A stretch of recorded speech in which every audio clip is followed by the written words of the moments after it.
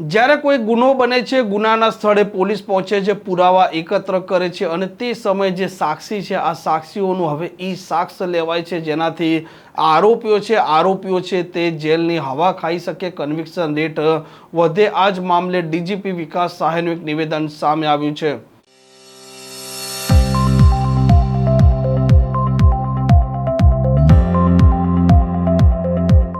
નમસ્કાર, આપ જોઈ રહ્યા છો હોટલાઇન ન્યૂઝ અને હું છું આપની સાથે તોફિક ગાચી. કોઈ પણ પ્રકારનો ગુનો બને છે તે ગુનાના સ્થળે પોલીસ પહોંચતી હોય છે, પુરાવા એકત્ર કરતી હોય છે, સાક્ષીઓ પંચના નિવેદન નોંધતી હોય છે અને કોર્ટમાં જ્યારે તે ચાર્જશીટ કરી દે, કોર્ટમાં આ કેસ ચાલતો હોય છે અને ત્યાર પછી કોર્ટ છે તે આ સાક્ષી હોય, આ પંચ હોય, આ ફરિયાદી હોય, તેમના નિવેદનો તે ચકાસતી હોય છે, તેમના તે નિવેદનો લેતી હોય છે અને ત્યાર પછી જે આરોપીઓ છે, આરોપીઓને આ પુરાવા અને સાક્ષીઓના નિવેદન અને પંચના નિવેદનના આધારે સજા ફટકારતા હોય છે કે પછી નિર્દોષ છોડતા હોય છે. પરંતુ હવે ગુજરાતમાં જે પ્રકારે ટેકનોલોજી વધી રહી છે, ગુજરાત પોલીસ ટેકનોલોજીનો ઉપયોગ કરી રહી છે, જે પ્રકારે કાયદા જે 3 હતા તે પણ બદલાયા છે અને તે મામલે હવે ગુજરાતની પોલીસ છે તે કન્વિક્શન રેટ વધે. આ જે ગુનેગારો છે, ગુનેગારો તેમનો ગુનો આચરે તે કોર્ટમાં સાબિત થાય અને ત્યાર પછી તેમને કોર્ટ સજા ફટકારે. તે મામલે હવે ઈ સાક્ષને લઈને ડીજીપી વિકાસ સહાયનું એક નિવેદન સામે આવ્યું છે. આપણે જાણીએ છીએ કે આપણા દેશમાં 1 જુલાઈ 2024થી 3 નવા કાયદાને અમલમાં મૂકવામાં આવ્યું છે. આ 3 નવા કાયદાનું અલગ અલગ પાસાઓ છે, પણ મને લાગે છે કે કદાચ સૌથી મહત્ત્વપૂર્ણ પાસા જો આ 3 કાયદામાં છે એ છે કે પોલીસની કામગીરી કરવાની જે પદ્ધતિ છે એમાં ટેકનોલોજીનો મહત્તમ ઉપયોગ થાય અને ટેકનોલોજીના મહત્તમ ઉપયોગના કારણે આ કેસીસમાં વધુમાં વધુ કન્વિક્શન થાય, આરોપીને સજા થાય.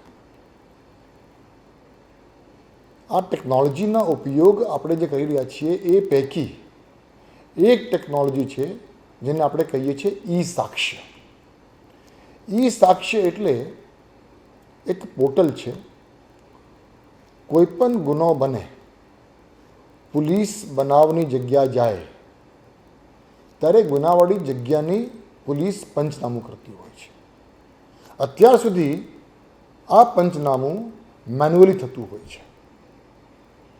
પંચનામું લખે, પંચ આવે, પંચ સહી કરે, એ પ્રકારની કામગીરી કરવામાં આવતી હતી. હવે ઈ સાક્ષ્ય આવ્યા પછી આ જે પંચનામું છે એ પંચનામું ગુનાવાળી જગ્યાનું આખું વિડીયો રેકોર્ડિંગ થઈ જાય. ઈ સાક્ષ્યનું એક પોર્ટલ છે.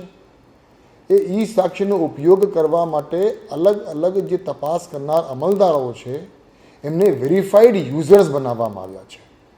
એ જેટલા વેરીફાઈડ યુઝર્સ છે એ તમામ વેરીફાઈડ યુઝર્સના મોબાઈલમાં ઓટીપીના માધ્યમથી આ ઈ સાક્ષ્યનું જે એપ્લિકેશન છે એ ડાઉનલોડ થાય.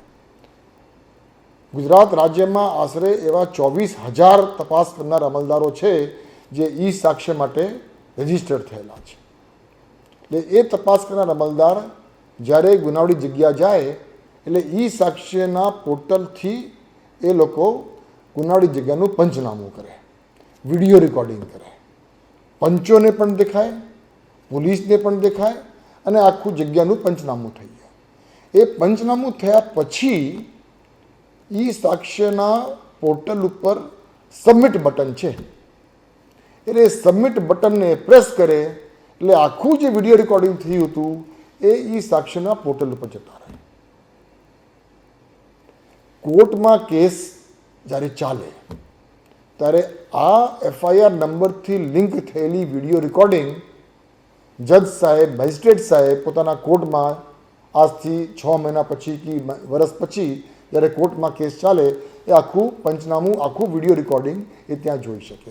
એટલે એક એવિડેન્શરી વેલ્યુ, જેનો એક એવિડન્સ જે એમનું છે એ જે તે વખતે જે દૃશ્ય વિડીયોમાં કેપ્ચર થઈ છે એ જ ને એ જ દૃશ્ય એમને કોર્ટમાં પણ જોવા મળે. એટલે એ પ્રકારથી ઈ સાક્ષ્યના માધ્યમથી, ટેકનોલોજીના ઉપયોગથી વિશ્વસનીયતા જે છે પંચનામુંની, એમાં પંચો પણ હોય, તપાસ કરનાર અમલદાર પણ હોય, એ બધું કોર્ટને દેખાય અને એના કારણે કોર્ટમાં આ કેસમાં સજા થવાની જે પ્રક્રિયા છે એનાને પણ મદદ મળતી હોય છે. એટલે ઈ સાક્ષ્ય એનઆઈસી તરફથી ડેવલપ કરેલી સાક્ષ્ય છે, કેન્દ્ર સરકાર તરફથી આ ડેવલપ કરેલી પોર્ટલ છે. આખા દેશમાં આ ઈ સાક્ષ્યના ઉપયોગ થઈ રહ્યા છે. મને જણાવતા ખૂબ આનંદ થાય છે કે ગુજરાત પોલીસ દેશમાં ઈ સાક્ષ્યના ઉપયોગમાં આજે નંબર 1 છે. આજે 90%થી વધારે એફઆઈઆર જે થાય ગુજરાતમાં એમાં ઈ સાક્ષીનો ઉપયોગ થાય છે. એટલે we are number 1 in the country in using the Sakshi application, અને ઈ સાક્ષીને એફઆઈઆરને લિંક કરવામાં આપણો પ્રથમ નંબર છે, જે જણાવતા મને ખૂબ આનંદ થાય છે. આ પ્રકારના સમાચાર પ્રકારના અહેવાલ માટે હોટલાઇન ન્યૂઝ ચેનલ જોવાનું અને સબસ્ક્રાઇબ કરવાનું ભૂલતા નહીં. નમસ્કાર. આવા પ્રકારના વિડીયો તમને જોવા ગમતા હોય તો હોટલાઇન ન્યૂઝ ચેનલને લાઇક, શેર અને સબસ્ક્રાઇબ કરો.